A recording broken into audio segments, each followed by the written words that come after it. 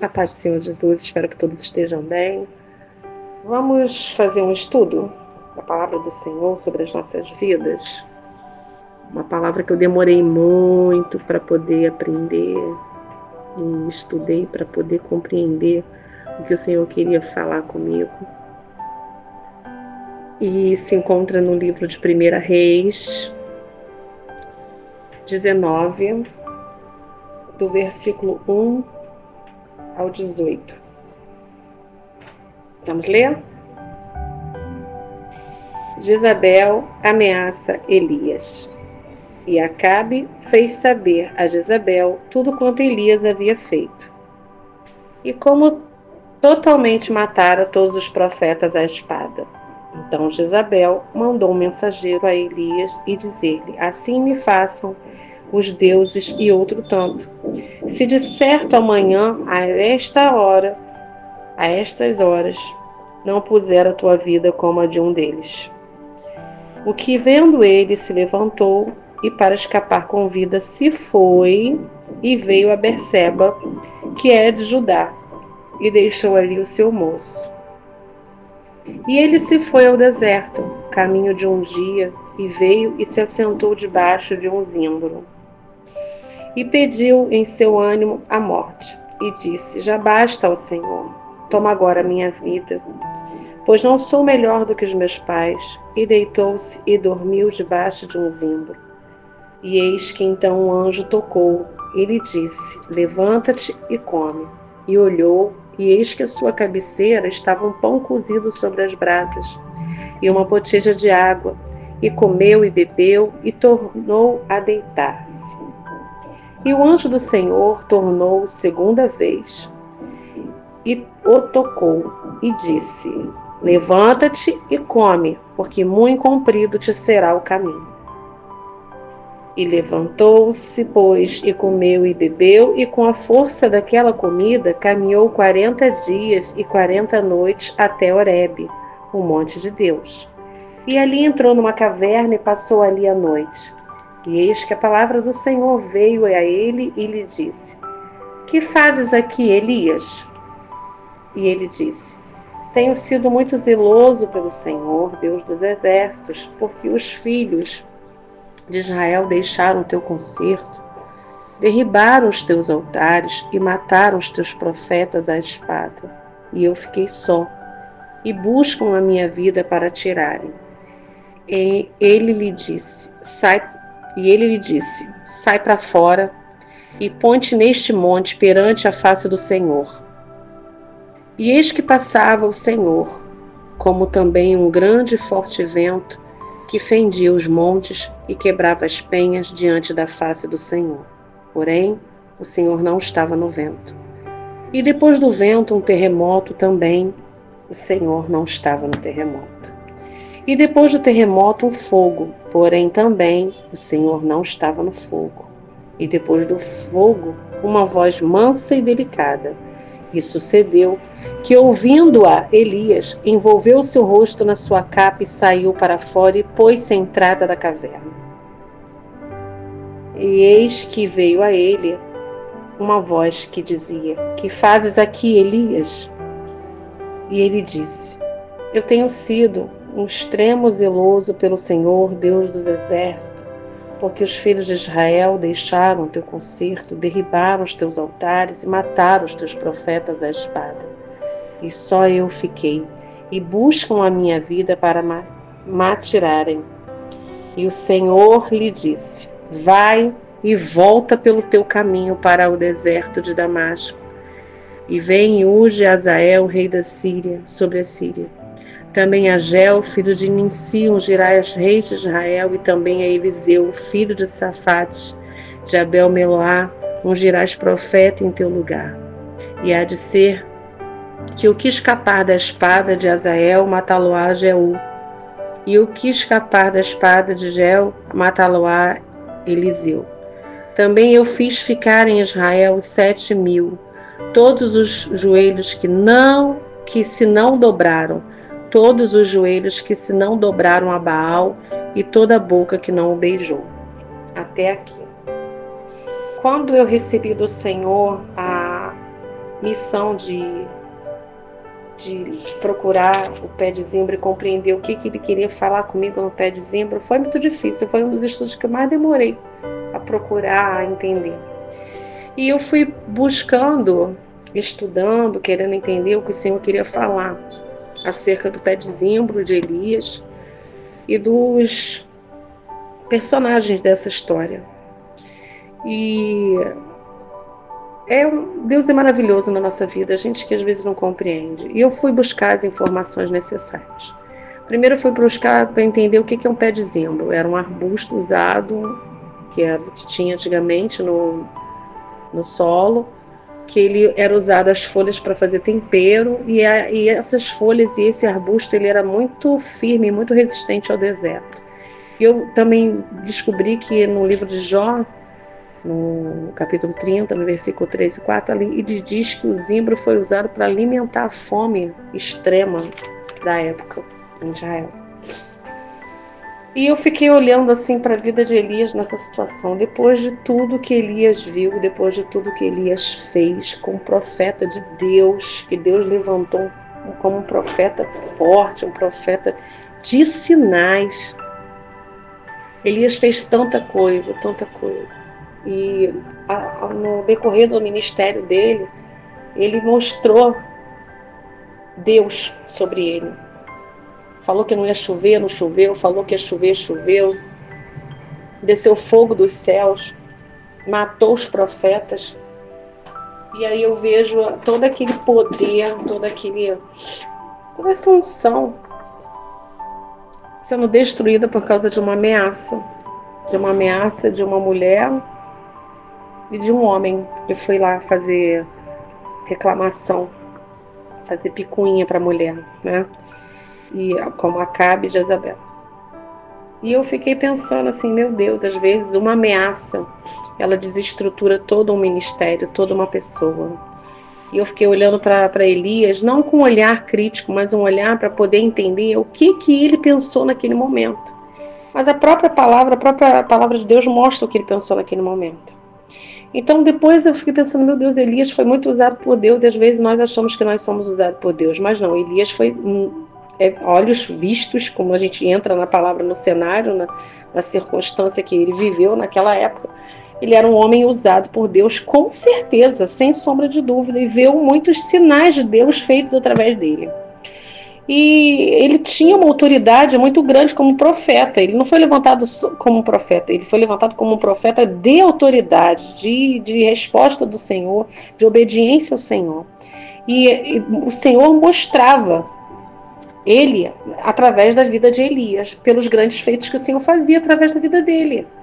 Mas após a ameaça de Jezabel, que é um espírito que quer calar a voz dos profetas, é um espírito que quer calar a voz da igreja, é um espírito que quer calar, manipular, direcionar os profetas de uma forma para destruir a igreja do Senhor, mas não vai prevalecer. Mas esse espírito de manipulador de Jezabel, de calar a boca dos profetas, de fazer de tudo para conseguir o que quer da pior forma possível, ainda existe. E ele vai e foge. Ele foge para o deserto, se senta no pé de zimbro e pede a morte. E eu fiquei pensando quantas pessoas também estão assim, sabe, fugindo dos seus problemas, pedindo a morte. Pessoas que estão depressivas, pessoas que estão tristes, pessoas que estão doentes fisicamente, na alma. E eu fiquei pensando, falando com o Senhor, anotando algumas coisas, e eu coloquei aqui escrito que quando ele foi para o pé de zimbro e ele pediu a morte, ele estava num momento de depressão, de angústia, de esgotamento, de desgaste, de frustração, de desespero, de esgotamento físico, mas principalmente, irmãos, esgotamento espiritual. O zimbro foi tipo um lugar de refúgio para ele, onde ele achou que o ministério dele tinha acabado ali, como se fosse uma parada. Ele se sentiu ameaçado. Depois de tanta coisa, ele se sentiu ameaçado. Para você ver o poder de uma ameaça vindo de uma mulher, como uma mulher posicionada para o lado mal, qual o estrago que ela faz. E também nós sabemos que uma mulher posicionada para o lado do Senhor, da palavra, como ela é influenciadora das belezas do Senhor na vida das pessoas.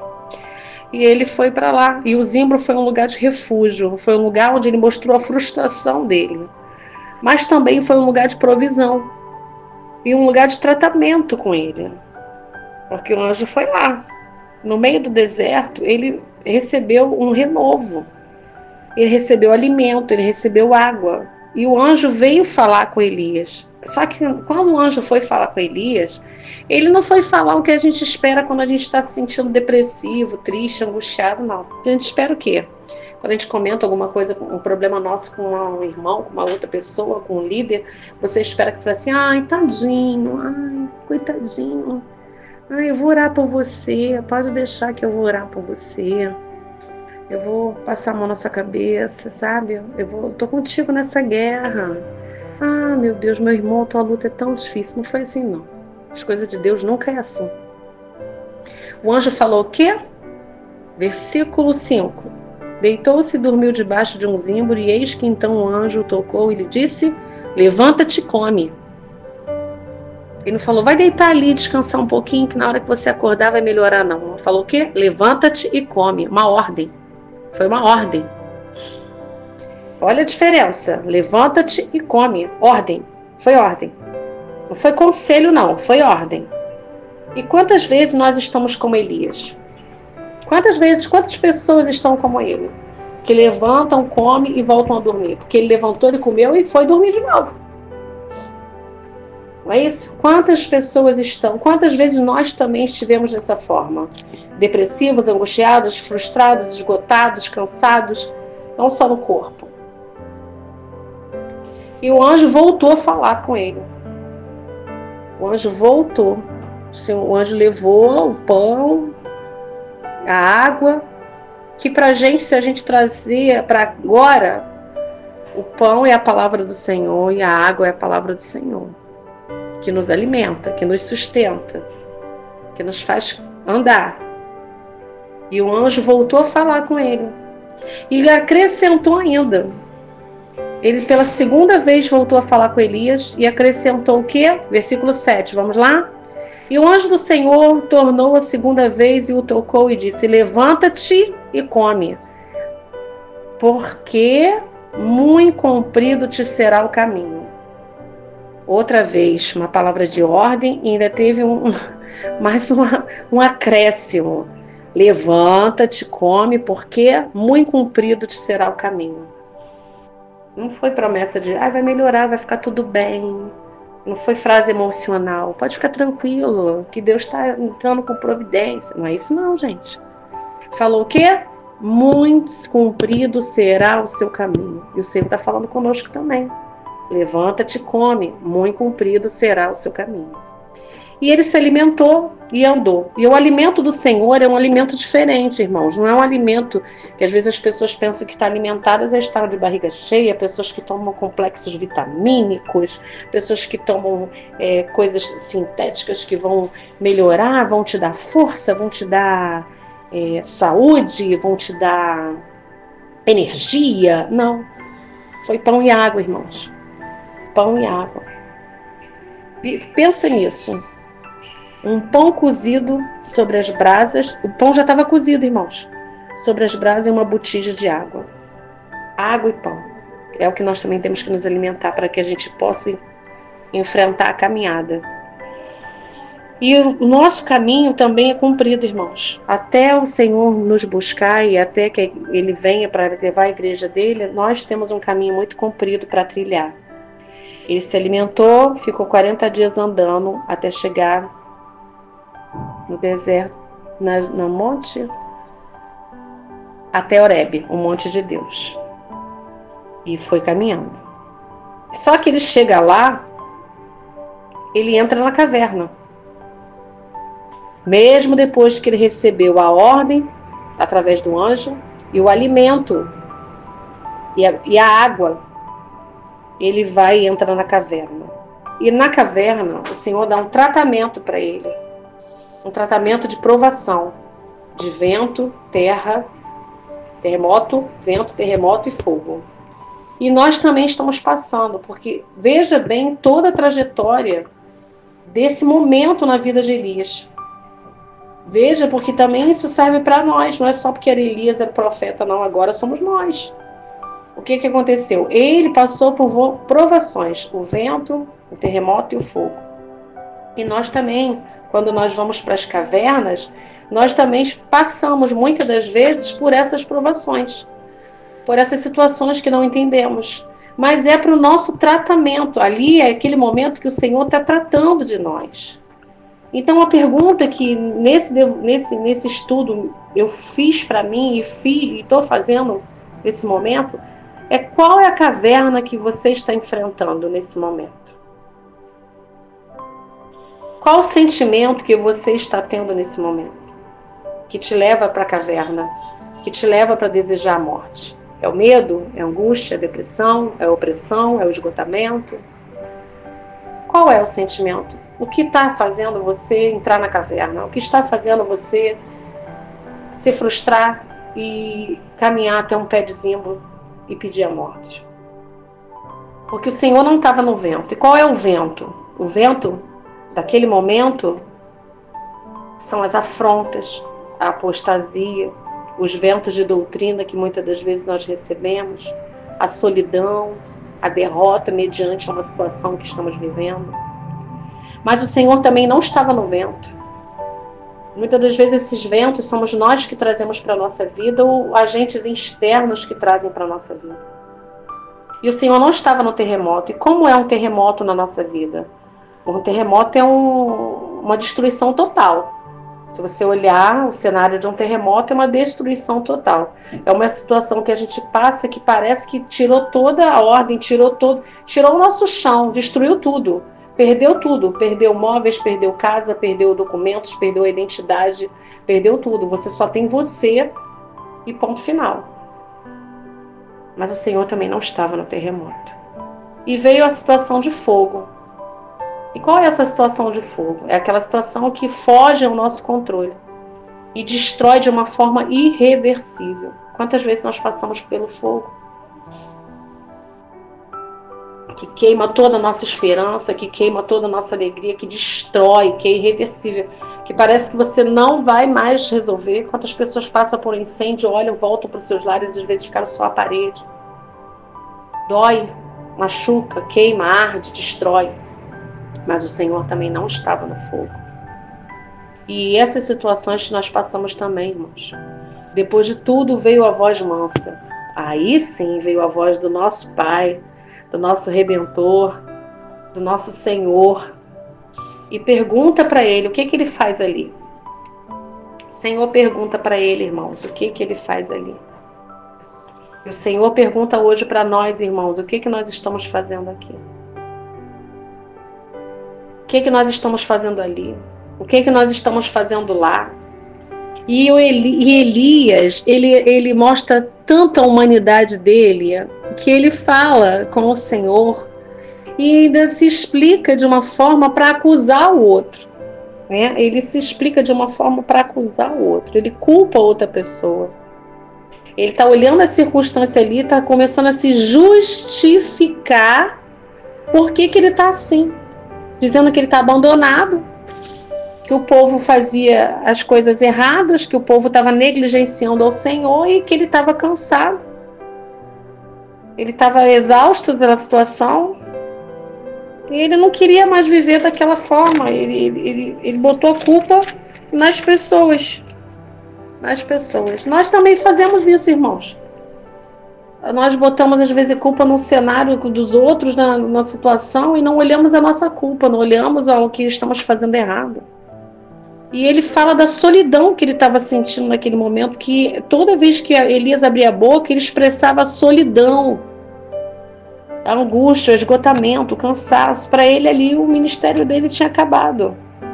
E ele ficou se justificando 2 vezes. O Senhor perguntou para ele 2 vezes, e 2 vezes ele se justificou. Então, ali, o cenário do monte foi um cenário de resposta do Senhor para a vida de Elias. E a gente às vezes tem que parar de olhar e querer culpar os outros e começar a assumir a nossa responsabilidade. Eu não sei como Elias poderia ter respondido de outra forma, mas se está desse jeito é para nos mostrar alguma coisa. O Senhor, Ele não está no vento, no terremoto e no fogo, mas Ele está na voz mansa que nos fala para que a gente venha prosseguir. Ele está na voz mansa que fala para a gente sai da caverna. Ele nos tira da situação que nós estamos vivendo. Uma situação onde muitas das vezes estamos nos sentindo sozinhos, mas nós não estamos sozinhos, irmãos. O Senhor está conosco. E o Senhor está conosco quando ninguém mais está. Quando você se sentir sozinho, não olha para a sua solidão, não. Olha para o Senhor Jesus que está conosco. Olha para Deus que está conosco. Ele não nos abandona, Ele não nos deixa só. Não olhe para a sua circunstância, não culpe os outros. Ouça o que Deus está mandando falar conosco esse dia. Sai da caverna. Ele está mandando a gente sair da caverna. E o Senhor, após tudo, dá instruções a Elias. Vai, obedece o Senhor e continua usando ele, porque o ministério de Elias não acabou ali. Foi uma pausa. E quantas vezes nós também estamos precisando de uma pausa, de vários esgotamentos que nós temos vivido, várias pelejas, várias perseguições, várias batalhas, várias guerras. É guerra em cima de guerra, batalha em cima de batalha, e a gente está esgotado.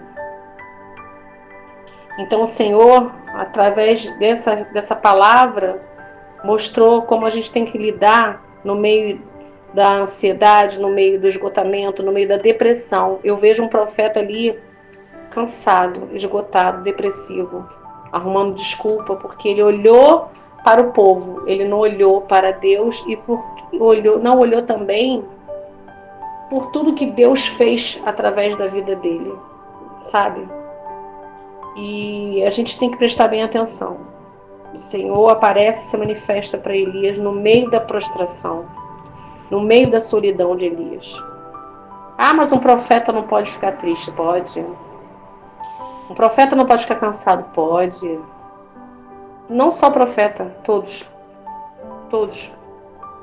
A segunda coisa que nos mostra essa palavra do Senhor é que o Senhor vem tratar com Elias. É um tratamento. O Senhor saciou a necessidade de Elias naquele momento, a física, a emocional e a espiritual, com o alimento, que foi o pão e a água. E o Senhor está nos tratando neste dia. Basta com que a gente venha buscar o alimento e a água que jorra do altar do Senhor, a água que mata a nossa sede. O tratamento do Senhor com Elias. E o Senhor fala com Elias. Depois de todas essas 3 situações, essas provações, o Senhor fala com Elias. E fala com Elias de uma forma mostrando para ele que não acabou. Prossiga. Vamos, tem mais coisa para você viver. Tem mais coisas para eu fazer através da sua vida. Deus, irmãos, não desiste de nós. Ele não nos deixa no meio das nossas maiores frustrações. No meio das nossas emoções, onde ninguém sabe o que a gente está sentindo. Há coisas que ninguém sabe o que a gente sente, o que a gente vive. Aquele momento que, infelizmente, é angustiante, é esgotado, é um ambiente de emoções, um misto de emoções que não são boas para nós, mas nesse misto de emoções, nesse momento, a voz do Senhor vem mansa para falar conosco, porque Ele é conosco. Então Ele se manifesta na nossa vida de uma forma extraordinária. O Senhor nos cura, e o Senhor está nos curando neste dia. O Senhor está tratando das nossas feridas emocionais. Nós temos que saber lidar com as afrontas, com as ameaças, com as situações. Muitas das vezes nós falamos com um familiar nosso, com uma pessoa da nossa família, e eles não querem, eles querem continuar vivendo a vida deles, querem fazer do jeito deles.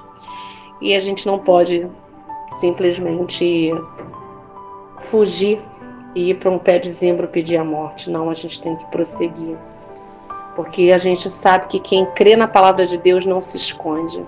A gente tem que ter uma fé racional, uma fé inteligente, para que a gente venha quebrar toda dúvida, toda preocupação, todo medo, sabe? Renunciar para obedecer a palavra do Senhor e para continuar, para prosseguir, confiando. Porque nas piores tribulações, nas piores provas, o Senhor está conosco.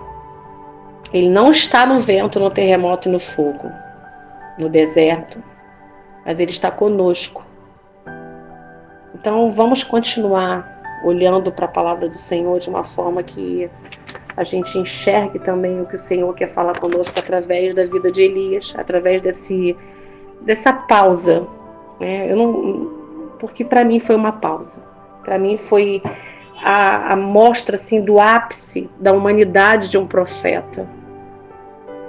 E a gente é para olhar para as pessoas que estão ali levando a palavra do Senhor, que elas precisam também viver uma atenção diferente, porque eles não são para viver a vida do jeito que eles vivem, muitas das vezes precisando, às vezes até conversar, de ter alguém para que possa entender a luta deles, mas não estão nem aí. Depressão, opressão, esgotamento, angústia, medo, é uma coisa humana, irmãos, dá em todos nós. E quando eu estudei esse pé de zimbro e Elias, eu também fui levada pelo Senhor nos Salmos 142. Salmos 142. Vamos lá, Salmos 142, do versículo 2, versículo e outros falam que é verso, do 2 ao 5. Vamos lá. Isso aqui é Davi falando. Derramei a minha queixa perante a sua face. Mesma coisa que Elias fez. Derramou a queixa dele e botou a culpa no povo lá, que estava em desobediência. Derramei a minha queixa perante a sua face e expus-lhe a minha angústia. Mesma coisa que Elias fez. Quando o meu espírito estava angustiado, o espírito, a alma, a mistura das emoções que eu acabei de falar, quando o meu espírito estava angustiado em mim, então conhecestes a minha vereda no caminho em que eu andava. Ocultar um laço, olhei para a minha direita e vi, e não havia quem me conhecesse. Refúgio me faltou, ninguém cuidou da minha alma. A ti, ó Senhor, clamei, e eu disse, tu és o meu refúgio e a minha porção na terra dos viventes. Davi também se sentiu sozinho, angustiado. Ele olhou e não tinha ninguém. Ele também foi para a caverna. Derramou a queixa, a caverna espiritual. Ele derramou a queixa perante ao Senhor.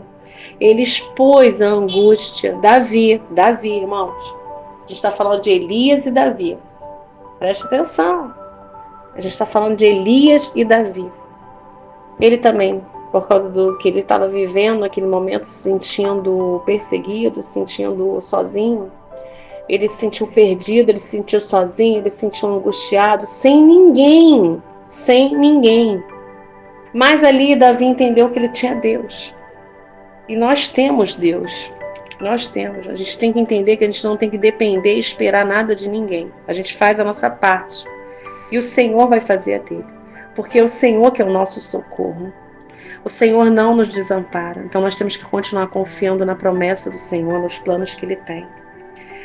Hoje eu falo para vocês, e falo para mim também, nós não estamos sozinhos. Com Deus nós não estamos sozinhos. Então 2 grandes nomes da Bíblia também se angustiaram, também se sentiram depressivos. O espírito estava angustiado. Imagina o espírito angustiado em si. Imagina a preocupação, a ansiedade, os medos, as dúvidas. E olha para um lado, olha para o outro. Nós nos sentimos assim também sozinhos, irmãos. Mas ele fala de uma forma assim grandiosa. A ti, ó Senhor, no versículo 5. Verso 5. A ti, ó Senhor, clamei, eu disse, tu és o meu refúgio e a minha porção na terra dos viventes. Aí a gente vê porque que Davi era um homem segundo o coração de Deus. Porque ele falava as coisas, mas logo assim ele reconhecia o poder de Deus sobre a vida dele. E nós temos que fazer isso, irmãos. a abandonar os nossos sentimentos, essa mistura de emoções que a cada vez, cada dia que a gente se levanta, se depara com notícias, se depara com a nossa vida, se depara com a situação. Há coisas que nos fazem tremer nas estruturas. Não é fácil, irmãos, não é fácil, não é fácil, não estou dizendo que é fácil. Às vezes a pessoa está cheia de gente em volta, mas se sente sozinho. Às vezes a família é enorme, mas se sente sozinho. Então hoje eu pergunto, através desse devocional, desse estudo, dessa palavra, qual é a caverna? O que está te levando para a caverna? O que está fazendo você pedir a morte? Não peça a morte, peça a vida. Peça que o Senhor Jesus venha entrar no seu problema. O que está te fazendo temer, o que está te fazendo parar, o que está te fazendo dar uma pausa. Não aceita não, irmãos. Vão partir para cima. Para mim, o pé de zimbro e a caverna foram intervalos na vida de Elias. Não foi o final. Não foi o final. Nosso final só é quando o Senhor permite. E que nós possamos fazer como Davi, enxergar, entender que nós temos Deus e com Deus nós não precisamos de mais nada. Não estou dizendo que nós não precisamos de ninguém, porque nós somos seres humanos e nós precisamos andar em comunhão, mas nós temos que entender que no meio dos nossos problemas nós precisamos de Deus e Ele vai fazer aquilo que a força humana não vai fazer. Então que a gente possa ver o Senhor se manifestando na nossa vida de uma forma extraordinária. Que nós possamos aprender do Senhor a cada dia, que nós possamos nos alimentar com o pão vivo que desce dos céus e a água limpa que jorra do altar. Essa é a palavra, o estudo que o Senhor falou no meu coração e eu queria trazer para nós, para que nós viéssemos a compreender a magnitude do intervalo na nossa vida. Então seja sincero para o Senhor, abra o seu coração, revela ao Senhor, não que Ele não saiba, mas Ele quer ouvir da sua boca. Revela ao Senhor qual é os sentimentos, a situação que tem te angustiado, que tem te paralisado, que tem te feito ser depressivo. E nós vemos no livro também que o Senhor diz que tinha 7.000 homens que não dobraram o joelho para Baal. E eu sempre oro por aquelas pessoas, nossos irmãos em Cristo, que não dobram o joelho para Baal e nem se seduzem com a manipulação de Jezabel, que é um espírito que vem calar, ele quer calar os profetas, quer destruir os profetas, mas não vai conseguir não, porque contra a igreja do Senhor ninguém vai prevalecer, nenhum mal vai prevalecer contra a igreja do Senhor. E é essa palavra que eu queria dividir com vocês, em nome do Senhor Jesus. Amém? Que seja uma palavra edificadora, que seja uma palavra de força, não de ânimo, mas de força, de compreensão. Em nome de Jesus. Amém e graças a Deus.